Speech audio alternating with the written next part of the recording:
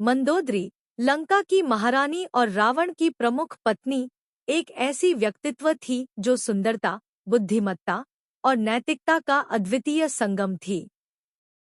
मंदोदरी की जीवन यात्रा में कई ऐसे अनसुने रहस्य छिपे हैं जो उन्हें एक रहस्यमयी और प्रेरणादायक व्यक्तित्व बनाते हैं। उनकी कहानी केवल एक रानी की नहीं है, बल्कि एक ऐसी महिला की है जिसने अपने जीवन में कई अनकहे और अनसुने रहस्यों को समेटे रखा।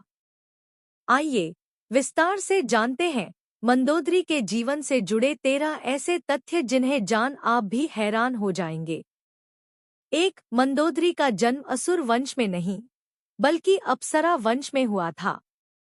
अक्सर माना जाता है कि मंदोदरी राक्षसी थी क्योंकि वह रावण की पत्नी थी, लेकिन सच यह है कि उनका जन्म असुर वंश में नहीं हुआ था। मंदोदरी एक अप्सरा थी और उनके पिता मायासुर थे, जो दानवों के प्रसिद्ध वास्तुकार और जादूगर थे। उनकी माता हिमानी भी एक अप्सरा थी। इस तरह मंदोदरी असुर नहीं, बल्कि अप्सरा कुल में उत्पन्न हुई थी। 2. मंदोदरी के जन्म का रहस्य, वरदान का प्रभाव। मंदोदरी का जन्म एक विशेष वरदान के कारण हुआ था। उनकी माता हिमानी ने संतान प्राप्ति के लिए कठोर तपस्या की थी, जिससे उन्हें एक दिव्य कन्या प्राप्त हुई। कहा जाता है कि मंदोदरी को अप्सराओं के गुण और असाधारण सौंदर्य प्राप्त था। 3. मंदोदरी का विवाह रावण से एक विशेष कारण से हुआ था। मंदोदरी का विवाह रावण से प्रेमवश नहीं, बल्कि रणनीतिक कारणों से हुआ था। मायासुर और रावण के बीच गहरी मित्रता थी, और मायासुर ने यह जानकर कि रावण एक महान योद्धा और विद्वान था, अपनी पुत्री का विवाह उससे कर दिया। 4. मंदोदरी रावण को कई बार चेतावनी दे चुकी थी।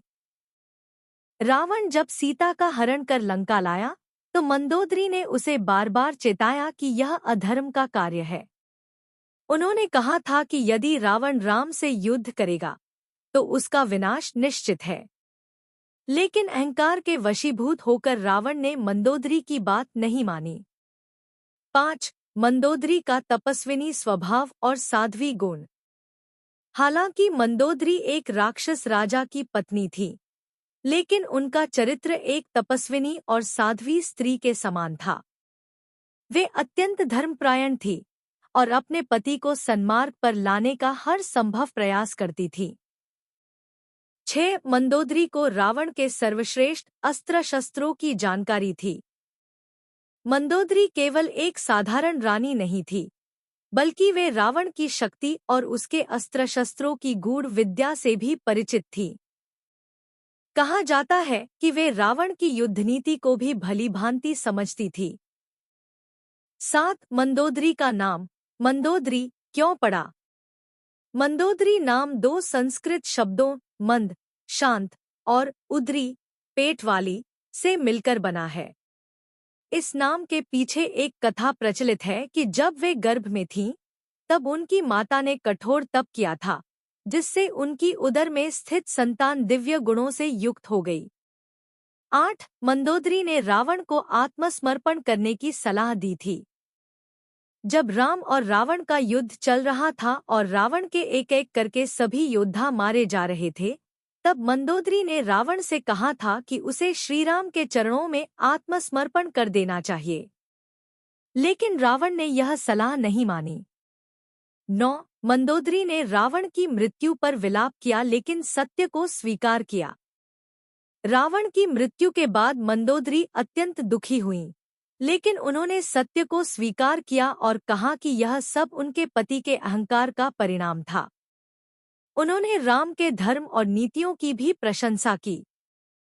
10. मंदोदरी का दूसरा विवाह विभीषण से हुआ। रावण के मृत्यु के बाद लंका को सुचारू रूप से चलाने के लिए श्रीराम के आदेश से मंदोदरी का विवाह रावण के छोटे भाई विभीषण से करा दिया गया। यह विवाह राजनीतिक दृष्टि से महत्वपूर्ण था, जिससे लंका की प्रजा को स्थिर शासन मिल सके। 11. मंदोदरी के पुत्र का उल्लेख अधिक नहीं मिलता।